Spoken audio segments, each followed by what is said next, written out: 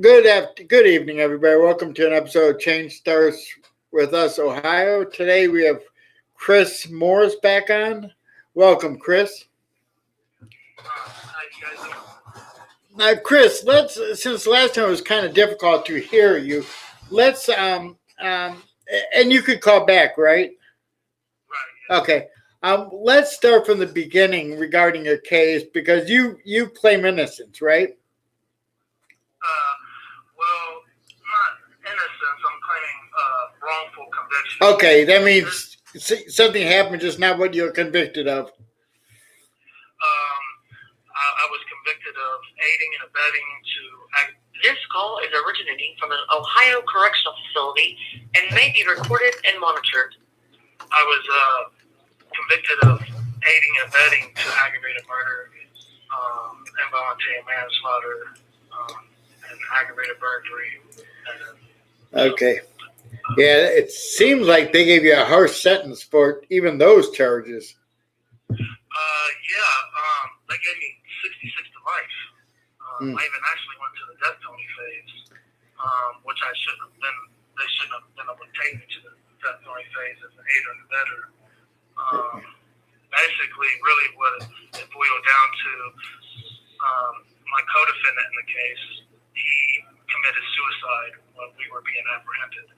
Wow. And, So then the state just threw all the charges on me. Right. Prosecute me. Were you okay? Now you weren't guilty of the murder, correct? No, I wasn't.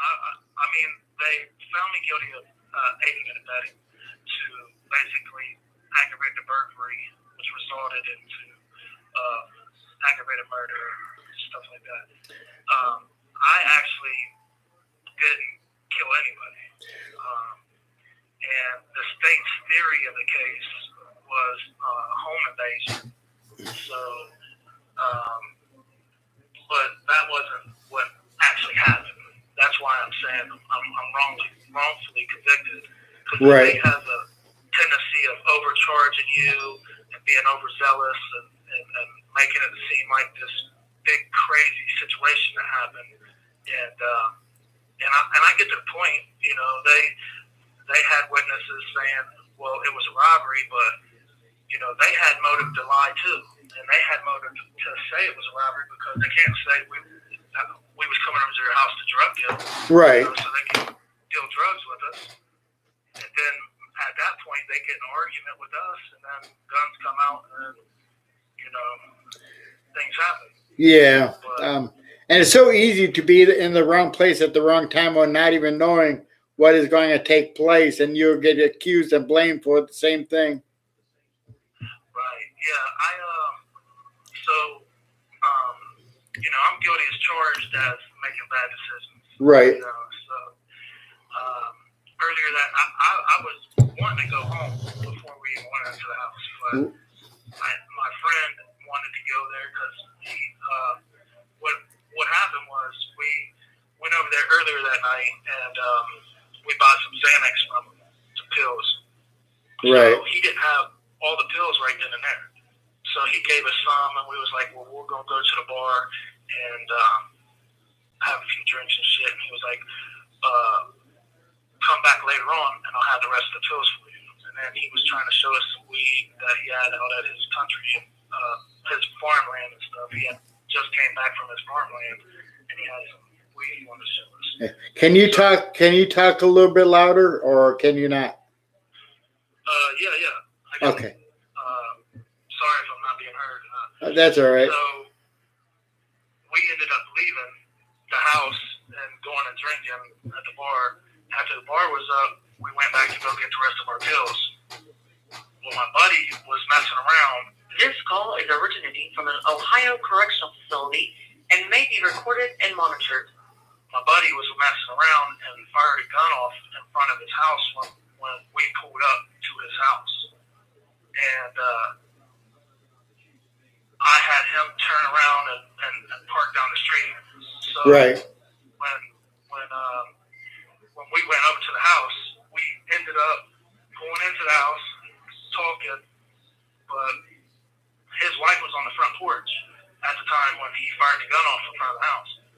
So she came in and told him that, you know, we had fired a gun off in front of the house, and that brought up the whole argument. And then, Right. you know, he was threatening us and then telling us, you know, he'll show us how to use a gun, and it just went crazy. And Yeah. one of the guys. Yeah. Let me ask you this, and you don't have to answer it, but did you know anything was going to happen that night? No, I had Okay. that's when I feel like the courts get it wrong when, you know, there's no conversation of me and him before, like, we're going to go into this house and kill him. Right. Or while we was in the house, I pointed somebody out and was like, kill this guy, or, you know. Right. So I have no involvement. I don't know nothing that's about to happen. I don't know what's going through my buddy's mind.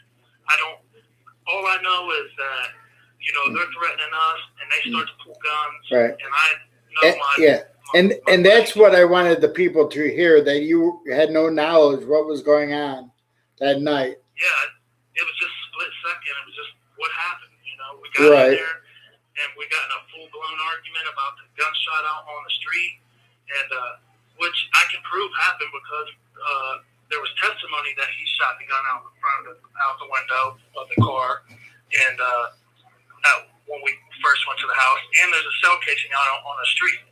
So I think what really my case, really how it got messed up, is because the criminal justice system, you know, if you're poor and you ain't got no money and you ain't got no money for lawyers, state appoint lawyers for you, and they don't do a good job. And I think because I had the death penalty on my case, my lawyers were concerned about the death penalty rather than my charges. Because I asked them, I said, listen, are you going to tell them my side of the story? Are you going to let me go on stand? And they was like, no, because if the jury feels like you're lying, then they're going to think that you're unremorseful for the crime, and they're going to give you the death penalty. So basically, my lawyers just went in there and was like, oh, yeah, his buddy went in there and went crazy and shot some people. And right. You know, that's the case. And I'm like, that's so far from the truth. And you're not giving the jury another theory to make a decision on. You're just allowing them to really take the state's theory and, you know, accept that, rather than give them an alternate theory of what happened that night. Right. Basically, you know, we got to fight your case. We got to bring awareness out, and hopefully somebody will come forward. But 60-some years to life, you're going to be an old man, so you don't have a choice but to fight your case. Right. Well, basically what they gave me was life without parole, essentially without giving it to me. The first time I go to the parole board is when I'm 93 years old. I'll be, that's in 2070. That's the first time I can even try to get out. Right. I need to, you know, figure out somebody to help me for like a resentencing, to approach my judge and be like, look, man, look at these facts of these cases. You know, this guy really didn't kill nobody, and there was no plot, plan. No, he didn't know what was going to go on. Right. Like, should we take this guy's whole life? Like, I can understand people died and stuff like that.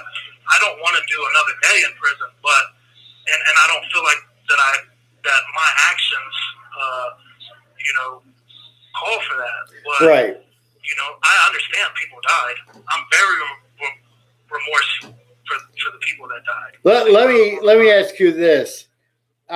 You may feel bad, but being remorseful would mean you committed the crime, and you didn't commit the crime, so you feel bad about what happened. I know, I understand that.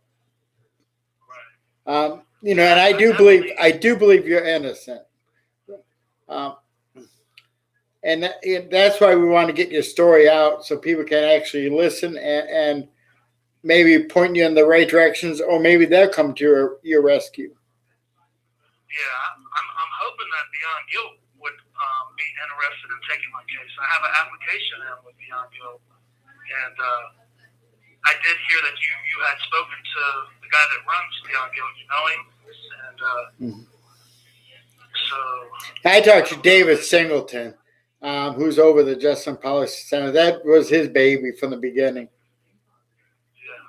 Yeah, I think the program's a really great program. It is.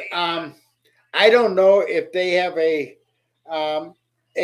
sentence guidelines like originating from an Ohio correctional facility and may be recorded and monitored. I don't know if they would do people with long sentences or short, but I do know you have to show remorse for the crimes that was committed. And it's hard to really have remorse when you were not involved in the crime itself. Right. Well, I just wish there was something I could have done more that night. Like, I tried to de-escalate the situation in the first place. I was trying to, tell him that he was just playing around, I'll shoot the gun off out there. It just rose to it happens. But you can't dwell on that now. You have to go forward and fight for your freedom. Right. But that's a problem. I don't even know where to begin or where to start or how to do it, or what do I do? Petition the judge for sentence reduction? Well, I would suggest if any attorneys watching this, that would be your best bet. Doing it pro se is very difficult.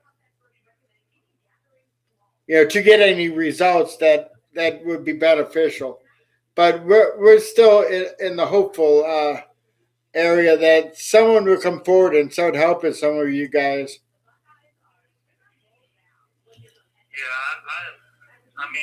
I could use all the help I can get. I would appreciate anything that anybody could provide me, or just to point me in the right direction. Right? Yeah. If anybody wants to J-pay you, tell everybody your name and your number. My name is Christopher Morris. It's Kristoffer, and Morris, Morris, and my number is 505-194. You can get on jpay.com and put my number in and add my name to your contact list, and we can JPay back and forth. Right. Yeah. Lori said compassion, not remorse, because you didn't do the crime. She believes that you didn't do it as well. She's our secretary to our organization. So you're going to gain support, but we need to do better than support. We need to, and if you have family members that, your girlfriend, what's her first name? Heather Stone. Yeah. If she would share to the, to attorneys, to the media, and I'll do the same. Of course, I don't have a good relationship with the media anymore, so I let other people handle that. But it'd be neat if we could get something maybe to do the voice analyst test that can prove your innocence. Channel 5 in Cleveland used it on one of my friends, and his motive was to find the guy guilty. But the guy passed it 5 times. The victim failed it 5 times. And the news broadcaster said, I believe this guy is innocent. So, maybe we could do that. Lori wrote, wouldn't he appeal based on innocence? Sentence reduced has to go through appeals court. So she's saying, wouldn't you appeal it on the sentence reduction has to go through appeals court too? Appeal it, and sentence reduction has to go through appeals court is what she's saying. Oh, yeah. Right. So I didn't know that till Lori told me that a while back. Right. I didn't know that you can go from sentence reduction to the appeals court. I didn't either, but she did her research. Yeah, I think that I've run into a problem where, you know, when the crime happened, Mhm. and you know the family was so distraught and stuff like that, that you know the state and the prosecutor, you know, they go for you. You know, they you know they have a win-loss record, and you know they like to have their wins. You know, they'll Right. prosecute you, and you know more than what you know you need to be prosecuted. Right. I think I fell under you know overzealous prosecutor. You know, What county was this again? Franklin County. Oh, my county. Yeah, I grew up. I was born and raised on the west side of Columbus. Yeah, I was born in Cleveland area, but I moved to Columbus when I got out 11 years ago. Yeah. I caught my case in 2004. Okay. Remember too that there is. Originated from an Ohio correctional facility and may be recorded and monitored. Remember too that there's actually no law regarding sentence reduction, but the judges allow it to be fair. You know, and you know some people have actually gotten it. Right. You know, but your best bet right now would be if we could find somebody that would take a case to fight the innocence part. Right. Yeah, I mean, I even done a lot to rehabilitate myself while being locked up. You know, I've got over 30 programs. I've taken college courses. I've done a lot to, you know. How long have you been in? 17 years. Wow. I did 25, brother, but you're catching up to me. Yeah. I went It's not funny. Though. I went in as a young kid, came out as an old man. Yeah, that's my fear coming out as an older man that, you know, where I can't really get my life together or but don't dwell on that now. Dwell on the possibilities and look for the future because there's always hope and chance if you put faith. So. Yeah, I mean, I hope. I hope that I can one day come home and right. share my life with somebody. But right. Right now, it seems like such a big hurdle. Yeah. You know? When do you go back up for security review? I think in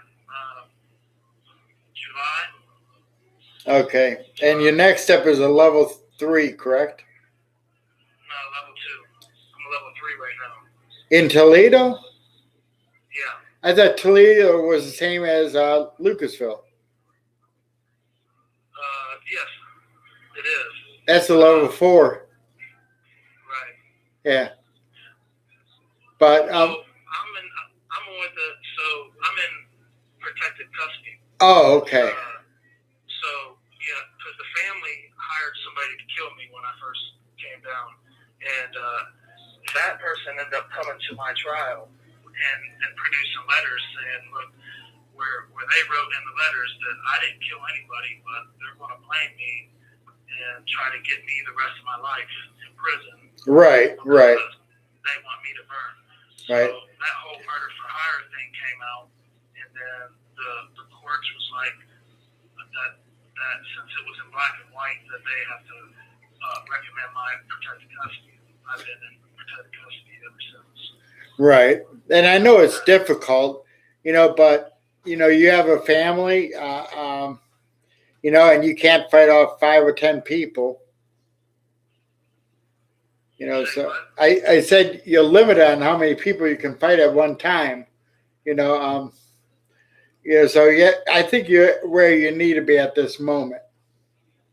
Right.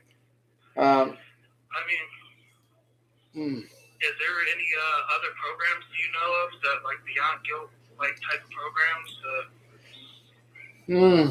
Yeah, but not.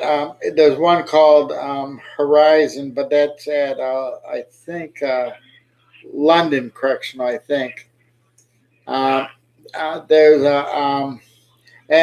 there is the Embark program that Christine Money, the former warden for Marion, runs. It's only at Marion and at ORW. That's a great program too.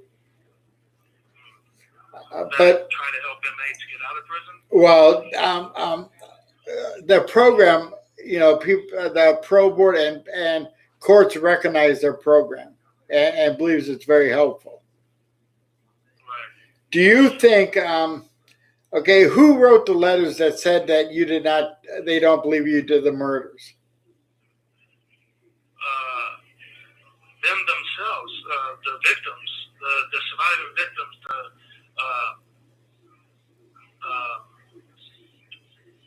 Glenna Right.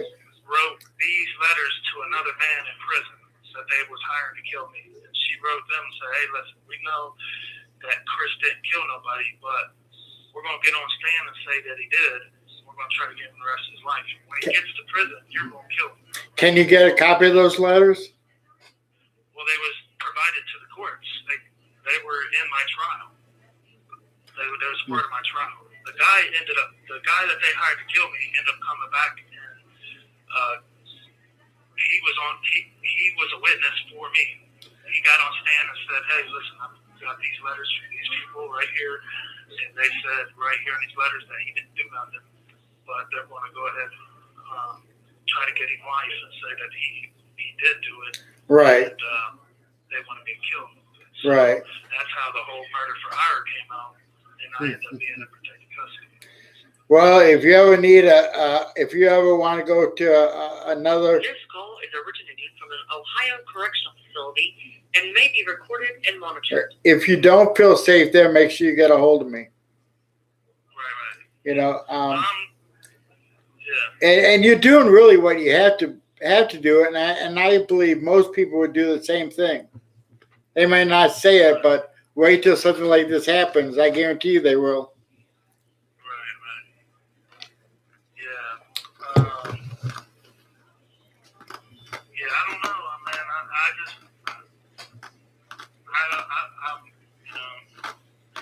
afraid that, I'm doing the rest of my life for something that, Well, I don't know if you're a man of faith or not, but I personally believe prayer works, and you really got to hold on to some type of faith, and I believe something good could happen for you. But if you give up, I guarantee nothing will. So you have to keep fighting. Let's talk a little bit more about your trial that took place. Did they allow you to read see the discovery of the case? Well, they did give me discovery, but they didn't give me none of the witnesses, statements, or anything like that until a day before trial. So I didn't really know what anybody was going to be saying. And I personally, so my attorneys got some investigators to investigate the case. When I talked to the investigators and I told them, hey, let's go talk to this person to get their statements and all this other stuff, they flat out told me, they was like, I'm not going to the people. They're dangerous, and I'm not going to talk to them, and I'm not going to, I can't get their side of their statements. Right. Like, really? I'm like, you're an investigator. That's your job. That's what you're supposed to do. And every time I said something to them, I try to get them to go prove some certain thing that I wanted them to prove. And, they was pretty much like, well, they wasn't doing nothing for me. Right. So the girls that I was with, they had motive to lie and say that one girl in particular said, oh yeah, well they was talking about robbery and all this other stuff. And we got into different clothes and she helped us get the different clothes and all this other stuff. But that was a whole entire lie because the victims said that we was in the house with the same outfits that we had on earlier. I had a white beater on some blue jeans. So, all these people were lying in the middle of this trial. And I feel like, I feel like the prosecution is wrong in putting up people that they know that was lying on stand. They're not supposed to be allowed to put a person up that's making false statements, but they know for sure because the victims in the case, they all said that I was the one killing everybody, but the evidence proved that it was my buddy's gun and he killed everybody. But they knew that evidence existed because they had that evidence with them. They had the statements and they had the evidence. So when they read over the statements, they knew that the statements wasn't adding up with the evidence. Right. Was there any type of DNA or fingerprints on the weapon? Well, my buddy killed himself with it. So. Wow. That's sad, regardless if you kill people. It's still sad that you take your own life. Right, yeah. I mean, yeah, it was a really sad situation. I really don't like talking about it. But at the end of the day, it was even more detrimental to me because then, they just switched the whole case on me and charged me with all the murders. Right. There's 2 people that died and they ended up charging me with 4 aggravated murders. I'm like, how do you do that? How do you charge me with 4 aggravated murders? There's 2 people there. And then at the end of the trial, they asked for lesser included charges, so they're trying to confuse the jury. And I got, 4 aggravated murders, 4 murders, 4 involuntary manslaughters. So that's 12 murders, 3 different ways. I'm like, damn, yeah. Lori posted they're very bad at allowing false statements in court. This call is originating from an Ohio correctional facility and may be recorded and monitored. Yeah, with the evidence that they know that the evidence is what proves the case. So, right. All the statements that they read over and that, they met with these witnesses several times prior, they knew that they was lying. They knew what evidence they had and what the evidence was going to prove. But they allowed people to get on stand and point me out and say, yeah, he was the one killing people when they knew that the evidence was going to prove I did. That's why I ended up getting found guilty. Well, at the end of the trial, the prosecution tricked me once again, and they conceded that I wasn't the actual killer and asked for an aiding and abetting charge instruction. So, and conceding that I wasn't the actual killer, they asked for an aiding and abetting charge. Now, this is after closing arguments. I've been spending all my energy, wasting all my time, proving that I'm not the actual person that killed anybody, and then you slip in and at the back door an aiding and abetting charge instruction that I wasn't able to defend myself against. At no time did I feel like I was being the evidence was being produced that I was a aider and abetter. The evidence that was being produced was I was the actual killer. Right. So I'm spending my time producing evidence that I'm not the actual killer, and then you give instruction that I wasn't even able to mount a defense against because it was after closing arguments. Right. You have 1 minute remaining. Can you call back? Yeah. Okay, bro. All right, man. Okay, thanks. I'll call right back. Okay, bye. Lori, you're right. They're very bad at getting wrongful convictions, and I do believe the state really doesn't care. Franklin County is one of the worst, and I think that's why they made a change in Franklin County. Cuyahoga County is horrible as well. All you have to do is point a person out, and they're going to be found guilty. Not even any solid evidence.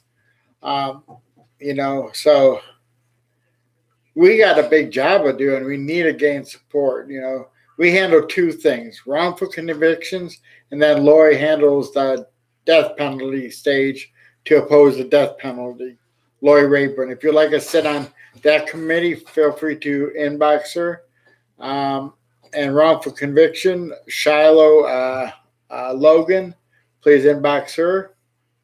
And we do have a pro committee, but I forget who the chair is on that. Okay, here he is now, guys. Hello. This Prepaid. This call is from a corrections facility and is subject to monitoring and recording. Thank you for using GTL. Okay, brother, you're back on. All right. Okay. CO just poked his head in and said, get ready for lockdown. But I wanted to ask you, do you think that Beyond Guilt would take my case? Or I don't know. interested? I don't know. You do have a long sentence, but it shows that you have more. I mean, that you feel bad about the case, and I mean, you still can't really feel remorse. So I don't know how we could. I'm going to talk to David again, I think. Right. And I mean, see, there are elements to the case that, you know, that I am guilty of. right, I understand. Not murders or nothing like that. You know? Lloyd, he can't take that because he was guilty of something. Yeah. Lloyd asked, what about the Innocence Project? But you wouldn't be eligible for that just because you were guilty of a couple things there. Nothing, no murder or anything. Right. So you, but we got it. This call is originating from an Ohio correctional facility and may be recorded and monitored. Yeah, when you can spend your whole day in the law library, write attorneys, read motions, or anything that may help you. Yeah, I mean, I do that anyways. Right. Yeah, I spent 17 years. I've filed all kinds of pro se stuff. I have a situation where, you know, I had a 22-count indictment.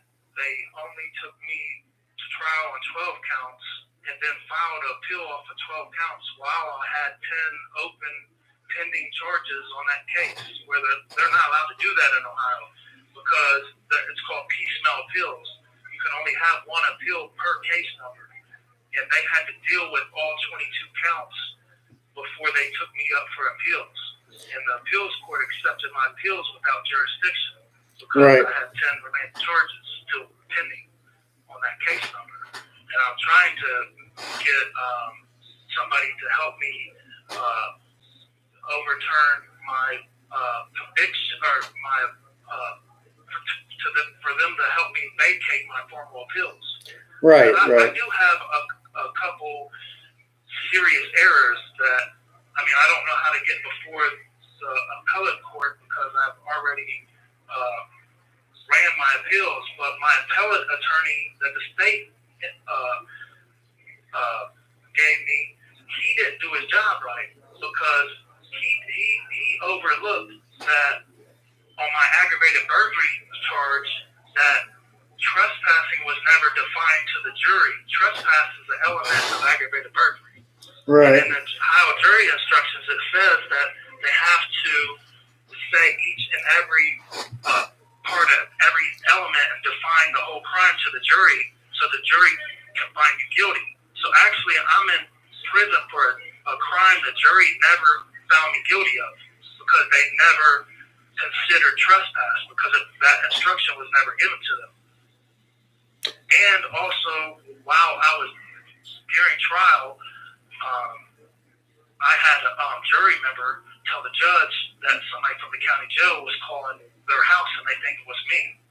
So they stopped the trial, asked me if I was calling. I said no. They checked the county records and county jail records, and I wasn't calling.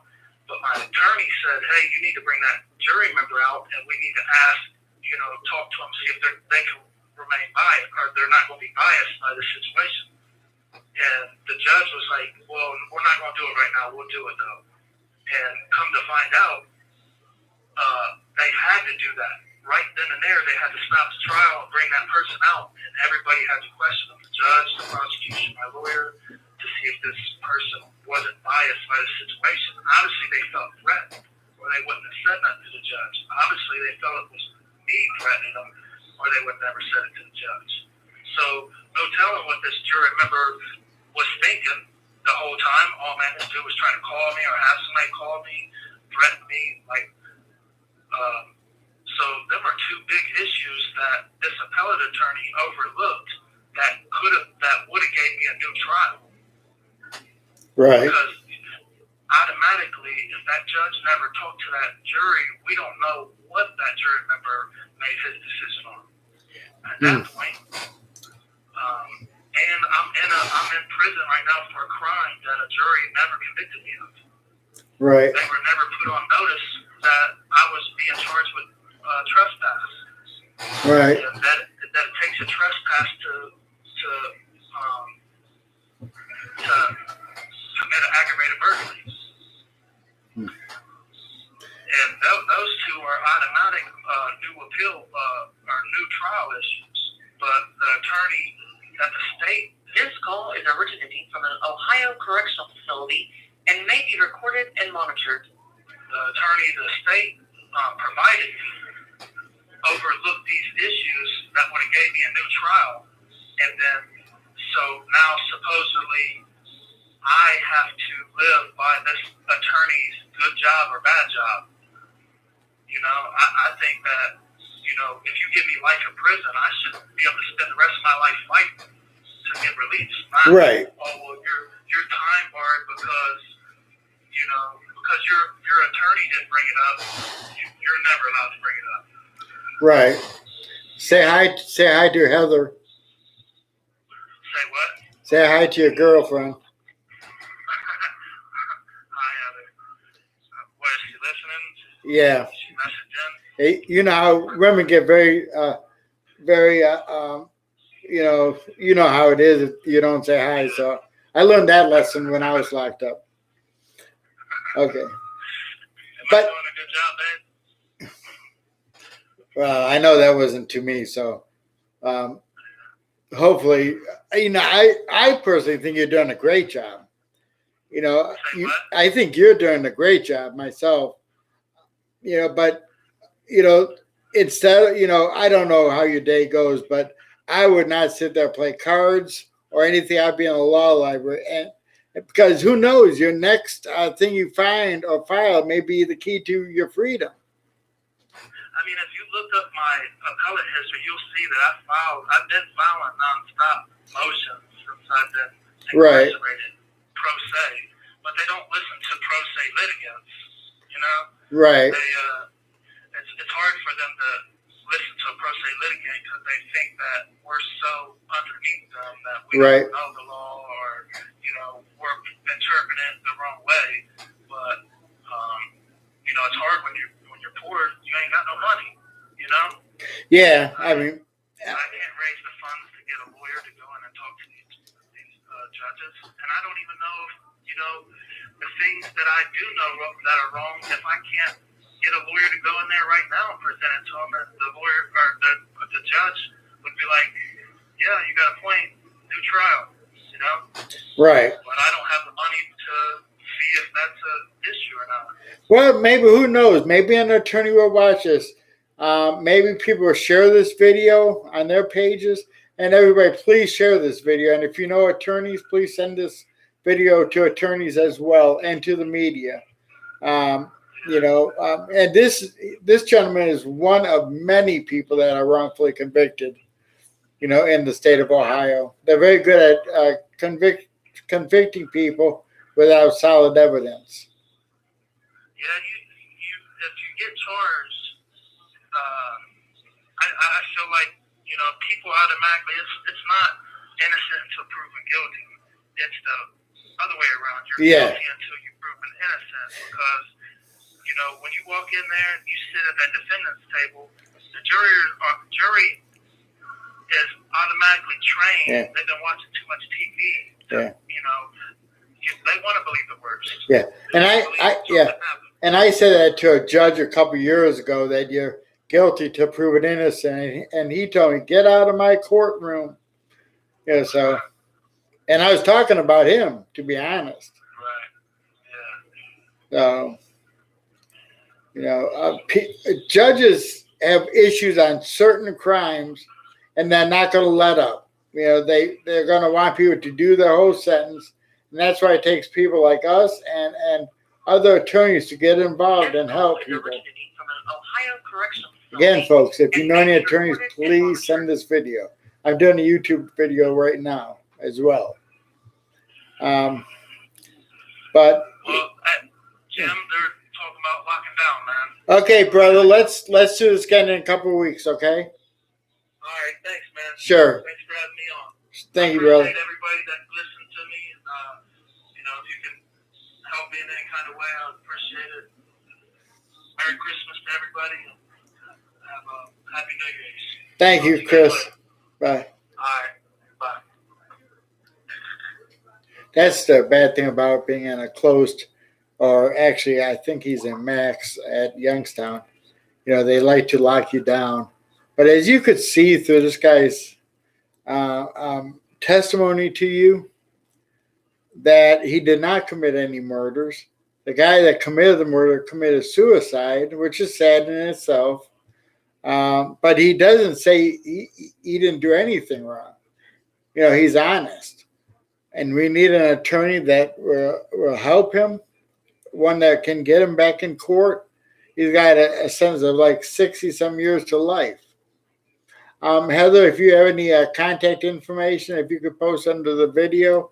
I don't know if you got a Facebook page or website or what you may have, but if people want to contact you, they can also contact us at changestartswithusohio@gmail.com. And, if it's an attorney, we'll give you his information so you can contact him directly. And our website is www.changestartswithusohio.org. Again, it is www.changestartswithusohio.org. And I'm going to shut down YouTube so I could just speak to one now.